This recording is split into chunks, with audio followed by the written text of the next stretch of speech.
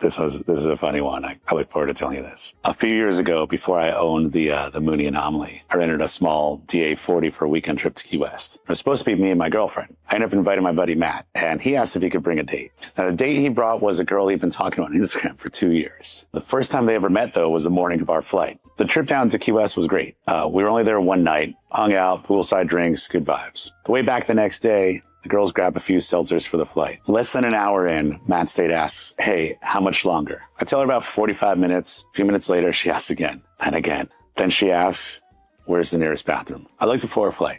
We're offshore, roughly between Naples and Sarasota. Diverting to an alternate airport wouldn't save us much time at this point. In fact, it would meaningfully increase the rental costs and push our arrival time back. Slow down, descend, land taxi, shut down, do it all over again. All just to save maybe a few minutes. So I explained this, and she said she could wait. She could not wait. That's when I remember we had emergency pee bags on board. Those Pilot John bags has like a powder sac at the bottom that turns liquid into an odorless gel. So I tell Matt where they are, ask him to retrieve them, tell him to read the instructions, and to help her out. And in this small, cramped plane, Matt had to do the awkward process of assisting her in doing what she had to do. And given these circumstances, felt like a success. Problem solved, or so I thought. He hands me the full bag of gel.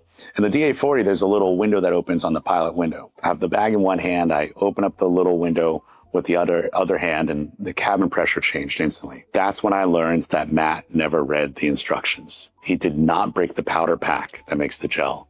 The bag imploded instantly, completely emptying its liquid contents. My glasses, my headset, my microphone cover, my shirt, my shorts, the seat, completely soaked. Pee running down my arms and seeping through my clothing. Everyone else got a light mist. I took a full hit. She was horrified. Matt froze. My girlfriend didn't even move. I did the only thing I could do at that point. I just kept flying, stay calm, focus on the airplane, landed safely back in St. Pete. Only once we were on the ground, unloaded, doors open, safely clear of the aircraft, did that tension finally fade and the laughter begin. She remains understandably embarrassed to this day. The rest of us were thoroughly entertained, albeit a little grossed out. And from that day forward, Key West has a new name, P West.